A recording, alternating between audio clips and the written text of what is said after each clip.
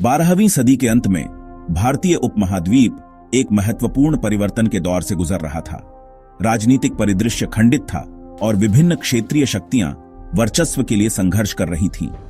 उत्तर भारत के राजपूत राज्य अपनी वीरता और शौर्य के लिए जाने जाते थे, लेकिन वे आपसी लड़ाई में उलझे थे। उनके बीच एकता का अभाव था और वे लगातार एक दूसरे के खिलाफ षड्यंत्र रचते रहते थे। ये आंतरिक कलह उनकी सैन्य शक्ति को कमजोर कर रही थी, जिससे वे कमजोर हो गए थे। उनकी सैन्य क्षमता क्षीण हो रही थी और वे बाहरी आक्रमणों के लिए आसान शिकार बन रहे थे। राजनीतिक अस्थिरता और सैन्य कमजोरी ने मिलकर भारत को एक नाजुक स्थिति में ला दिया था। इसी समय अफगानिस्तान के गौर से एक महत्वाकांक्षी शासक मोहम्मद गौरी ने भारत की ओर रुख किया। गौर, जो कि आधुनिक अफगानिस्तान में स्थित एक पहाड़ी क्षेत्र था, से गौरी ने अपनी विजय यात्रा शुरू की। गौरी ने कई बार भारत पर हमला किया। उसका उद्देश्य केवल लूटपाट करना नहीं था, बल्कि भारत में अपना साम्राज्य स्थापित करना था। उसने अपनी सेना को संगठित किया और भारत की ओर एक के बाद एक कई आक्रमण किए। पहली तराइन की लड़ाई में 1191 ईस्वी में पृथ्वीराज चौहान ने उसे हराया। पृथ्वीराज चौहान, जो कि दिल्ली और अजमेर के शासक थे, ने गौरी को करारी शिकस्त दी और उसे वापस अफगानिस्तान खदेड़ दिया। लेकिन गौरी ने हार नहीं मानी। वह अपनी हार से निराश नहीं हुआ, बल्कि उसने अपनी सेना को फिर से संगठित किया और अगले आक्रमण की तैयारी शुरू कर दी। उसने अपनी गलतियों से सीखा और एक नई रणनीति बनाई। अगले ही साल 1192 ईस्वी में तराइन की दूसरी लड़ाई में गौरी ने पृथ्वीराज को हरा दिया। यह लड़ाई भारतीय इतिहास में एक निर्णायक मोड़ साबित हुई।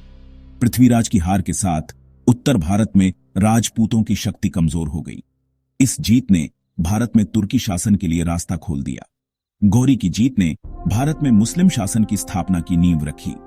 यह एक नए युग की शुरुआत थी, जिसने भारतीय इतिहास को हमेशा के लिए बदल दिया। दिल्ली अब एक नए शासक की प्रतीक्षा कर रही थी।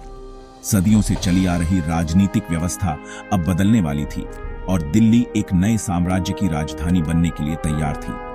गौरी ने भारत में अपने सबसे भरोसेमंद गुलाम कुतुबुद्दीन ऐबक को सत्ता सौंपी। ऐबक एक कुशल सेनापति और प्रशासक था और गौरी को उस पर पूरा भरोसा था और खुद गौर लौट गया। उसने भारत में अपने साम्राज्य की स्थापना का काम ऐबक को सौंप दिया और वह अपनी अन्य योजनाओं पर ध्यान केंद्रित करने के लिए वापस चला गया। ऐबक ने दिल्ली को अपनी शक्ति का केंद्र बनाया। उसने दिल्ली को अपनी राजधानी बनाया और वहां कई महत्वपूर्ण इमारतों का निर्माण करवाया, जिनमें कुतुब मीनार सबसे प्रसिद्ध है, और विद्रोहों को कुचलकर सल्तनत की नींव रखी।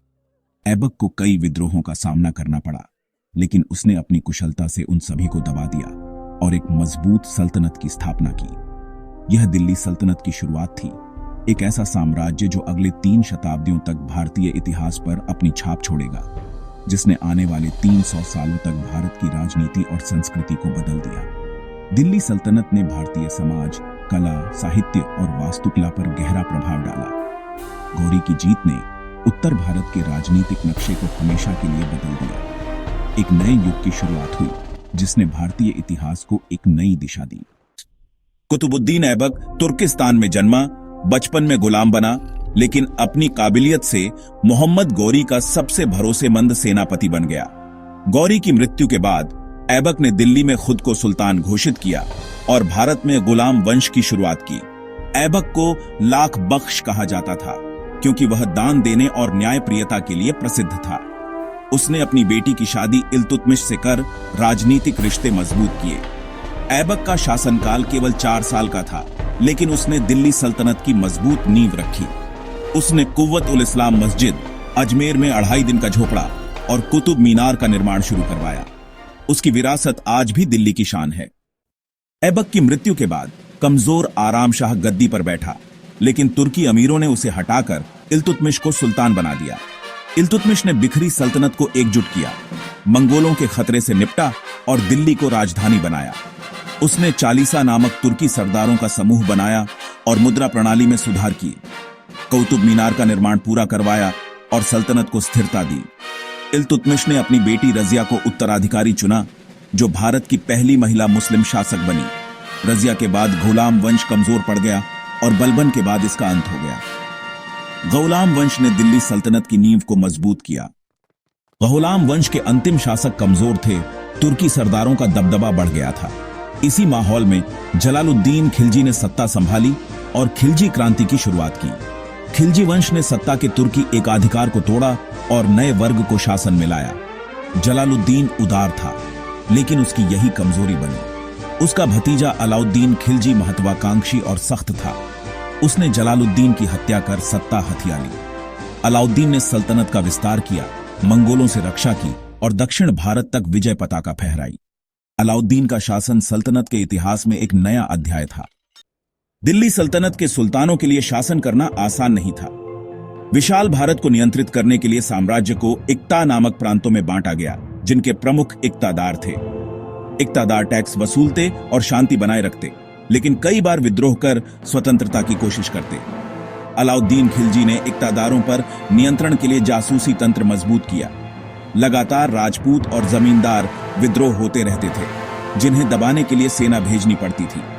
बाहरी खतरे, खासकर मंगोल आक्रमण, भी सल्तनत के लिए बड़ी चुनौती थे। इन संघर्षों के बीच सल्तनत धीरे धीरे मजबूत होती गई। सल्तनत की ताकत का आधार, उसकी नींव, उसका सबसे महत्वपूर्ण स्तंभ था उसका खजाना। यह खजाना न केवल सल्तनत की समृद्धि का प्रतीक था, बल्कि उसकी सैन्य शक्ति और प्रशासनिक क्षमता का भी आधार था। एक भरा हुआ खजाना एक शक्तिशाली सल्तनत की निशानी थी। और इस खजाने का मुख्य स्रोत क्या था? जाहिर है, जमीन से मिलने वाला टैक्स, जिसे खराज कहा जाता था। यह खराज सल्तनत की अर्थव्यवस्था की रीढ़ की हड्डी था, जो राज्य के राजस्व का सबसे बड़ा हिस्सा प्रदान करता था।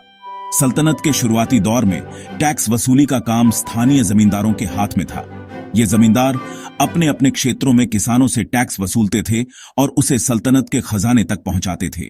लेकिन समस्या यह थी कि वे जमींदार अक्सर किसानों से निर्धारित राशि से कहीं ज्यादा टैक्स वसूलते थे, जिससे किसानों का शोषण होता था और उन पर आर्थिक बोझ बढ़ता जाता था। इससे किसानों में असंतोष और गरीबी फैलती जा रही थी। इस समस्या को समझते हुए अलाउद्दीन खिलजी ने एक बड़ा कदम उठाया। उसने पूरे सल्तनत में जमीन की पैमाइश करवाई, ताकि हर जमीन के टुकड़े का सही आकार और उपज का अनुमान लगाया जा सके। और फिर उसने किसानों से सीधे टैक्स वसूलना शुरू किया, जिससे जमींदारों की भूमिका खत्म हो गई। टैक्स की दर उपज का आधा कर दी गई, जो उस समय के हिसाब से काफी ज्यादा थी, लेकिन इसने किसानों को जमींदारों के शोषण से बचाया। अलाउद्दीन खिलजी ने सिर्फ टैक्स व्यवस्था में ही सुधार नहीं किया, बल्कि उसने बाजार नियंत्रण नीति भी लागू की। इस नीति का उद्देश्य था आम लोगों को सस्ती दरों पर जरूरी सामान उपलब्ध कराना। उसने रोजमर्रा की चीजों के दाम तय किए, ताकि कोई भी दुकानदार ज्यादा मुनाफा न कमा सके। और इस नीति को लागू करने के लिए उसने शहनाई मंडी नाम का एक अधिकारी नियुक्त किया, जिसका काम था बाजारों पर नजर रखना और यह सुनिश्चित करना कि सभी दुकानदार नियमों का पालन करें। इन सभी नीतियों का नतीजा यह हुआ कि सल्तनत का खजाना तेजी से भरने लगा, जिससे सेना और भी मजबूत हुई और सल्तनत की शक्ति और प्रतिष्ठा में वृद्धि हुई। लेकिन इन नीतियों का एक नकारात्मक पहलू भी था। किसानों और व्यापारियों पर टैक्स का बोझ बहुत ज्यादा बढ़ गया था, जिससे उन्हें काफी मुश्किलों का सामना करना पड़ा। अलाउद्दीन खिलजी की मृत्यु के बाद उसके उत्तराधिकारियों ने इन सख्त नीतियों को ढीला कर दिया, जिससे बाजारों पर नियंत्रण कम हो गया और किसानों को कुछ राहत मिली। लेकिन अलाउद्दीन खिलजी की ये नीतियां केंद्रीय सत्ता की ताकत और उसकी प्रशासनिक क्षमता का एक शानदार उदाहरण बन गई। यह दिखाया गया कि एक शक्तिशाली शासक अपनी नीतियों से अर्थव्यवस्था को कैसे नियंत्रित कर सकता है। अलाउद्दीन खिलजी की आर्थिक नीतियां आने वाले शासकों के लिए एक मिसाल बनी।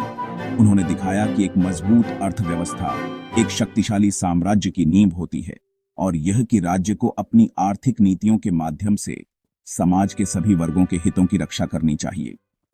दिल्ली सल्तनत के सुल्तानों ने भारत में नई वास्तुकला की शुरुआत की। तुर्क शासक मध्य एशिया और ईरान की शैली लाए, जिससे इंडो इस्लामिक वास्तुकला का जन्म हुआ। कौतुब मीनार इसका सबसे शानदार उदाहरण है, जिसे ऐबक ने शुरू किया और इल्तुतमिश ने पूरा किया। कुव्वत उल इस्लाम मस्जिद और अजमेर का 2.5 दिन का झोपड़ा भी इसी दौर की कृतियां हैं। इन इमारतों में पुराने मंदिरों के खंभों का इस्तेमाल हुआ, जो सांस्कृतिक बदलाव का प्रतीक है।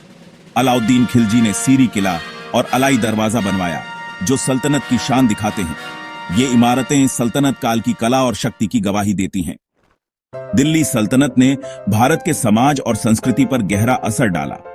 यह प्रभाव इतना व्यापक था कि इसने न केवल राजनीतिक और प्रशासनिक ढांचे को बदला, बल्कि सामाजिक ताने बाने और सांस्कृतिक अभिव्यक्तियों को भी पूरी तरह से नया रूप दिया। इस काल में हुए बदलावों को आज भी हम भारतीय समाज में महसूस कर सकते हैं। तुर्क शासकों के आने से इस्लाम का प्रभाव बढ़ा, जिससे भारतीय उपमहाद्वीप में एक नए धर्म और जीवन शैली का परिचय हुआ। इस्लाम के आगमन ने धार्मिक और सामाजिक संरचनाओं में कई परिवर्तन लाए, जो पहले से मौजूद मान्यताओं और प्रथाओं के साथ मिश्रित होकर एक अनूठी सांस्कृतिक पहचान बनाने में सहायक हुए, और हिंदू मुस्लिम संस्कृतियों का मेल हुआ। इस मेल ने कला, साहित्य, वास्तुकला और संगीत जैसी विभिन्न क्षेत्रों में नई शैलियों और विचारों को जन्म दिया। दोनों समुदायों ने एक दूसरे की परंपराओं और रीति रिवाजों को अपनाया, जिससे एक मिश्रित संस्कृति का विकास हुआ, जो भारतीय इतिहास की एक महत्वपूर्ण विशेषता बन गई। फारसी और हिंदी के मेल से उर्दू भाषा का जन्म हुआ, जो भाषाई समन्वय का एक उत्कृष्ट उदाहरण है। उर्दू में फारसी, अरबी और हिंदी शब्दों का मिश्रण है, जो इसे एक समृद्ध और अभिव्यंजक भाषा बनाता है, जो बाद में साहित्य और आम बोलचाल की भाषा बनी। उर्दू ने गजल, नज्म और कव्वाली जैसी साहित्यिक विधाओं को जन्म दिया, जो आज भी लोकप्रिय हैं। इस भाषा ने विभिन्न समुदायों के बीच संवाद और समझ को बढ़ावा देने में महत्वपूर्ण भूमिका निभाई। पर्दा प्रथा बढ़ी, शहरों का विकास हुआ और नए व्यापारिक मार्ग स्थापित हुए, जिससे आर्थिक गतिविधियों में तेजी आई। दिल्ली, लाहौर और जौनपुर जैसे शहर महत्वपूर्ण व्यापारिक और सांस्कृतिक केंद्र बन गए। इन शहरों में विभिन्न क्षेत्रों के लोग आकर बस गए, जिससे शहरी जीवन में विविधता आई और एक नया शहरी वर्ग उभरा, जिसमें व्यापारी, कारीगर और प्रशासक शामिल थे। इस वर्ग ने समाज में एक महत्वपूर्ण भूमिका निभाई और कला, साहित्य और संस्कृति को बढ़ावा दिया। शहरी जीवन ने लोगों को नए अवसर प्रदान किए और सामाजिक गतिशीलता को बढ़ाया। सूफी संतों ने धार्मिक सहिष्णुता और मेलजोल को बढ़ावा दिया। उन्होंने प्रेम, शांति और भाईचारे का संदेश फैलाया, जिससे विभिन्न समुदायों के बीच सद्भाव और समझ बढ़ी। सूफी संतों ने अपनी शिक्षाओं और उदाहरणों से लोगों को धार्मिक कट्टरता और भेदभाव से दूर रहने के लिए प्रेरित किया। अजमेर और दिल्ली की दरगाहें आज भी इसकी मिसाल हैं। इन दरगाहों पर हर साल लाखों लोग आते हैं, चाहे वे किसी भी धर्म या जाति के हों। यह दरगाहें धार्मिक सद्भाव और एकता का प्रतीक हैं। सल्तनत के दौर ने भारत की विविधता में नया रंग जोड़ा और सांस्कृतिक बहुलता को बढ़ावा दिया। इस काल में विभिन्न क्षेत्रों और समुदायों के लोग एक साथ आए, जिससे एक समृद्ध और विविध संस्कृति का निर्माण हुआ और आगे चलकर मुगल साम्राज्य जैसी सल्तनतों की नींव रखी। दिल्ली सल्तनत ने भारतीय उपमहाद्वीप में एक मजबूत राजनीतिक और प्रशासनिक ढांचा स्थापित किया, जिसका उपयोग बाद में मुगलों ने अपने साम्राज्य को विस्तारित करने और मजबूत करने के लिए किया। यह सिर्फ राजाओं की नहीं, बल्कि आम लोगों की भी कहानी है, जिन्होंने इस काल में अपने जीवन को जिया और अपनी संस्कृति को समृद्ध किया। बल्कि एक नई संस्कृति के जन्म की कहानी है, जो आज भी हमारे समाज में जीवित है और हमें प्रेरित करती है। यह एक ऐसी संस्कृति है जो विविधता, सहिष्णुता और मेलजोल को महत्व देती है।